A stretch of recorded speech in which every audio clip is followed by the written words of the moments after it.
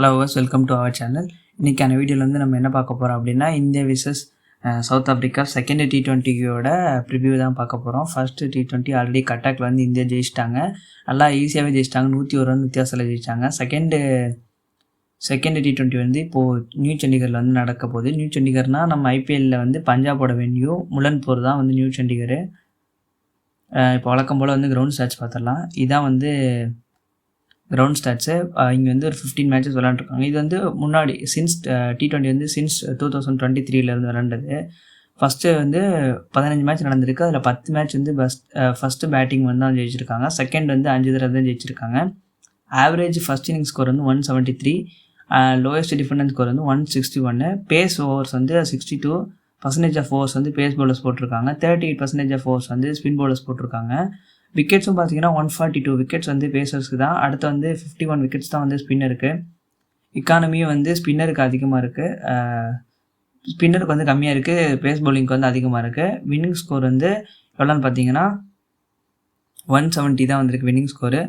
அடுத்ததாக வந்து less than first innings வந்து 170 அபோவ் வந்து 10 மேட்ச்சில் வந்து 9 மேட்ச் வந்து ஜெயிச்சிருக்காங்க. ஒன்று தான் செகண்ட் பேட்டிங் ஜெயிச்சிருக்காங்க. இன்னிங்ஸ் 2ல் வந்து 170 அடிச்சிருக்காங்க. அதில் வந்து 4 மேட்ச் நடந்திருக்கு. 4 மேட்ச்சில் வந்து பேட்டிங் ஃபஸ்ட்டு 0-1, பேட்டிங் செகண்ட் வந்து 2 மேட்ச். அப்போ வந்து மினிமமாக லெஸ் தென் 170 அடித்தோம்னா கண்டிப்பாக வந்து ஜெயிக்கிறதுக்கான சான்ஸ் இருக்குது, யார் டாஸ் ஜெயித்தாலும். இந்த கிரவுண்ட் எப்படின்னா நம்ம ஐபிஎல்லே பார்த்துருக்கோம். ஆல்ரெடி கேகேஆர் விசஸ் பஞ்சாப் மேட்சை பார்த்துருப்பீங்கன்னு நினைக்கிறேன். 111 அடிச்சுட்டு அதை வந்து டிஃபெண்ட் பண்ணாங்க பஞ்சாப் கேகேஆர் கூட. அதே மாதிரி வந்து ஆர்சிபி விசஸ் பஞ்சாப் அந்த குவாலிஃபயர் ஒன்றும் வந்து இந்த கிரவுண்டில் தான் நடந்தது. இந்த கிரவுண்டில் வந்து நல்ல வந்து சீம் பவுலர்ஸ்க்கு வந்து ஒரு 6-7 ஓவர் வந்து ரொம்பவுமே வந்து பேட்ஸ்மேன் கஷ்டப்படுத்துவாங்க. நல்லா ஒரு பவுன்ஸ் இருக்கும், நல்ல ஒரு பேஸ் இருக்கும் பாலில். அப்புறம் கொஞ்சம் நின்று வரும் ஒரு சில இடத்துல வந்து. இப்போ ஒரு எக்ஸாம்பிளுக்கு சொல்லணும்னா, அந்த பிரியன் சாரியாவுக்கு வந்து எஸ்ட்ரைல் போட்டார்ல குவாலிஃபயர் 1ல், ஒரு டிரைவ் ஆட வச்சு அந்த பால் நின்று கரெக்டாக வந்து அவர் கையிலே இப்போ உட்காந்துச்சு ஸ்லிப்பில். அந்த மாதிரி வந்து கொஞ்சம் நின்று வரும். அது இல்லைனா வந்து நல்லா, ஆனால் பேசர்ஸ்க்கு நல்லா ஹெல்ப்ஃபுல்லாக இருக்கும் ஒரு 6-7 ஓவருக்கு. ஸோ யார் டாஸ் ஜெயித்தாலும் மறுபடியும் இங்கே வந்து ஃபஸ்ட்டு பவுலிங் தான் போட போகிறாங்க. ஏன்னா ஃபஸ்ட்டு இருக்கிற இன்னிங்ஸ் அப்போது ரொம்ப கஷ்டமாக இருக்கும். செகண்டுக்கும் அதே மாதிரி இருக்கும், ஆனால் வந்து லேட்டரான வந்து டியூ நல்லா வந்து ஹெல்ப் பண்ணுவோம். சரி, 2 டீமோட பிளேயிங் 11 பார்த்துடலாம். எனக்கு தெரிஞ்சு இந்தியா வந்து சேம் பிளேயிங் 11 தான் போக போகிறாங்க. சிவம் துபே வந்து நம்ம வந்து என்ன சொல்லி ஹர்ஷித் ராணா ஆடுவார்னு நினச்சோம். ஏன்னா வந்து ஹர்ஷித் ராணா வந்து இப்போ கரண்ட் செட்டப்பில் எல்லா இடத்துலையும் இருக்கிறதுனால ஹர்ஷித் ராணா குல்தீப் யாதவ் ஆடுவார்னு பார்த்தோம். ஆனால் வந்து ஹர்ஷித் இப்போ வந்து நல்லாவே பண்ணார். சிவம் துபேவும் வந்து பேட்டிங்கில் கொஞ்சம் டீசெண்டாக ஆடினார், பவுலிங்கில் கடைசியாக ஒரு விக்கெட் எடுத்தார். ஸோ ஹர்திக் பாண்டியா தான் வந்து போன மேட்ச் ரொம்ப நல்லா விளையாண்டார், பேட் அண்ட் பால் ரெண்டுத்துலேயுமே நல்லா விளையாண்டார். ஸோ வந்து இந்தியா வந்து எந்த சேஞ்சஸுமே பண்ண மாட்டாங்க, கண்டிப்பாக வந்து அதே சேம் டீமோட தான் போவாங்க. அடுத்ததாக வந்து சவுத் ஆஃப்ரிக்கா டீம்னு பார்த்தோம்னா, அவங்க வந்து கண்டிப்பாக வந்து அவங்க சேஞ்சஸ் பண்ணி தான் ஆகணும். ஏன்னா வந்து நம்பர் 3ல் வந்து ட்ரிஸ்டன் சப்ஸ் வந்து அவ்வளோவா ரொம்ப நல்ல பிளேயர் கிடையாது. ஏன்னா அவர் ஒரு ஃபினிஷர், டெல்லிக்குமே வந்து ஒரு 4வது இடத்துல 5வது இடத்துல விளையாடுற ஒரு பிளேயரு. அவர் வந்து நம்பர் 3க்கெலாம் கண்டிப்பாக சூட் ஆக மாட்டார். ஸோ வந்து அவரை வந்து ஒரு ஸ்டெப் பின்னாடி நவுத்தணும்னா கண்டிப்பாக ரீசா ஹென்ட்ரிக்ஸ் அண்ட் குவிண்டன் டிகாக் வந்து ஓப்பன் பண்ணணும். ரீசா ஹென்ட்ரிக்ஸ் எப்படின்னா ஒரு நல்ல பிளேயரு, கொஞ்சம் ஒரு சாயில் வந்து ஏடன் மார்க்கிற மாதிரியே நல்லா விளையாடுவார். So Reeza Hendricks, Quinton de Kock. அடுத்ததாக வந்து number 3 Markram, number 4 Stubbs, 5 Dewald Brevis and 6 வந்து டேவிட் மில்லர் எனக்கு பெருசாக அவர் வந்து ஃபார்மில் இருக்கிற மாதிரி தெரியல.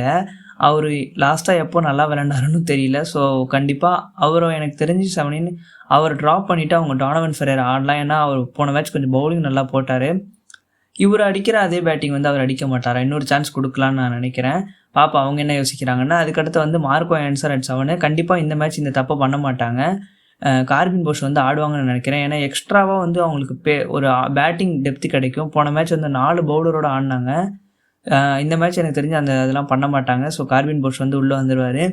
நார்க்கியா தான் வந்து இங்கேயும் ட்ரை பண்ணுவாங்கன்னு நினைக்கிறேன். ஏன்னா வந்து நல்லா இங்கே ஒரு பேஸ் அண்ட் பவுன்ஸ் கிடைக்கும் இந்த விக்கெட்டில். ஸோ கண்டிப்பாக நார்க்கியா விளையாண்டாருன்னா எனக்கு தெரிஞ்சு ஒரு நல்ல பிளேயராக இருப்பார்னு நான் நினைக்கிறேன். பார்ப்போம். அடுத்ததாக வந்து கேஷவ் மகாராஜ், அவங்களுக்கு ஒரே ஒரு ஸ்பின்னர். ஜார்ஜ் லிண்டே வந்து ஆடலாம், அவங்க என்ன பண்ணுறாங்கன்னு பார்ப்போம். எனக்கு தெரிஞ்சு மில்லரை கூட ட்ராப் பண்ணிட்டு ஜார்ஜ் லிண்டே ஆடலாம், பார்ப்போம் அவங்க எப்படி யோசிக்கிறாங்கன்னு. அதுக்கப்புறம் வந்து லுங்கிங்கிடி நல்லாவே போட்டார், இனிஷியலாகவும் நல்லா போட்டார், டெத்லேயும் நல்லா போட்டார். அவரோட ஸ்லோ ரன்ஸ் வந்து ரொம்பவுமே எஃபெக்டிவாக இருந்தது. நல்லா விக்கெட்ஸ்லாம் இனிஷியலாக நிறைய விக்கெட் எடுத்தார். பார்ப்போம் அவரை கண்டிப்பாக இந்த கிரவுண்ட்லேயே வந்து கண்டினியூ பண்ணுவாங்கன்னு நான் நினைக்கிறேன். இப்போது 2 டீமோட எக்ஸ்பை ஃபேக்டர்னு பார்த்தோன்னா, எனக்கு தெரிஞ்சு இந்தியாவில் மறுபடியும் எக்ஸ் ஃபேக்டர்னு பார்த்தோன்னா எனக்கு என்னமோ தோணுது இந்த கிரவுண்டில் வந்து அபிஷேக் சர்மா வந்து அடிச்சிருவார்னு தோணுது. ஸோ அபிஷேக் சர்மா தான் எக்ஸ் ஃபேக்டர். மறுபடியும் ஒய் ஃபேக்டர் வந்து இந்த தடவை ஒரு சேஞ்சாக வந்து ஹர்ஷதீப்க்கு வந்து இங்கே நல்லா சி மூமெண்ட் கிடச்சிது பஞ்சாபுக்கு விளையாடும்போது. ஸோ வந்து ஹர்ஷதீப் சிங் வந்து ஒய் ஃபேக்டராக வச்சுக்கலாம். அடுத்து வந்து சவுத் ஆஃப்ரிக்கான்னு பார்த்தோன்னா வந்து எனக்கு தெரிஞ்சு எக்ஸ் ஃபேக்டராக இந்த மேட்ச் வந்து கண்டிப்பாக ட்ரைஸ்டன் சப்ஸ் வந்து நல்லா விளையாடுறாரு. அவர் வந்து எக்ஸ் ஃபேக்டராக இருப்பார். ஒய் ஃபேக்டர்னு பார்த்தோம்னா மறுபடியும் வந்து லுங்கி இங்கிடி எனக்கு தெரிஞ்சு எக்ஸ்ட்ரா பவுன்ஸ் கண்டிப்பாக மார்க்கோ யான்சன் வந்து ஒரு ஒய் ஃபேக்டராக இருப்பார். நல்ல ஒரு விக்கெட்ஸ் எடுக்கக்கூடிய நல்ல ஒரு பவுலர் தான். நல்லா எக்ஸ்ட்ரா பவுன்ஸ் இருக்குது. இந்தியா வந்து கொஞ்சம் கஷ்டப்படுவாங்க. அடுத்து வந்து ப்ரெடிக்ஷன் பார்த்தோன்னா சேம் அதே தான். India 54, south Africa 46. இந்தியா இந்த மேட்ச் ஈஸியாக ஜெயிச்சிருவாங்கன்னு நான் நினைக்கிறேன். ஏன்னா பெருசாக அவங்கக்கிட்ட எனக்கு பவுலிங்கும் சரியாக இருக்கிற மாதிரி தெரில, பேட்டிங்கும் வந்து அவ்வளோவா ரொம்பலாம் நல்லா இருக்கிற மாதிரி தெரியல. இந்தியாவில் வந்து என்ன தான் சூரியகுமார் திலக் கொஞ்சம் பெர்ஃபார்ம் பண்ணாலும் இந்தியாவோட பேட்டிங் லைனப் வந்து நம்பர் 8 வரைக்கும் இருக்கிறதுனால ரொம்பவுமே ஒரு ஈஸியாக வந்து ஒரு 160 170 ப்ளஸ் ஈஸியாக அடிச்சிடுறாங்க. ஸோ வந்து அதை தாண்டி இவங்க வந்து ஒரு பவுலிங் அட்டாக் வச்சு இந்தியாவோட பேட்ஸ்மேனை ஸ்டாப் பண்ணுங்கிறது கொஞ்சம் கஷ்டம் தான். இந்த பவுலிங் லைனப் வச்சு பெருசாக ரபாடாவும் கிடையாது, இன்னொரு லெக் ஸ்பின்னரும் அவங்கக்கிட்ட கிடையாது. வெறும் கேஷவ் மகாராஜ் வந்து வெறும் ஒரு எக்கனாமிக்கல் பவுலர். வெறும் அவரால் வந்து ஒரு ரன்ஸை மட்டும் தான் ஸ்டாப் பண்ண முடியும். சரி, பார்ப்போம் என்ன நடக்குதுன்னு. அடுத்த மேட்சோட ப்ரிவியூவில் வந்து பார்ப்போம். அவ்வளோதான் ஃப்ரெண்ட்ஸ், பாய்.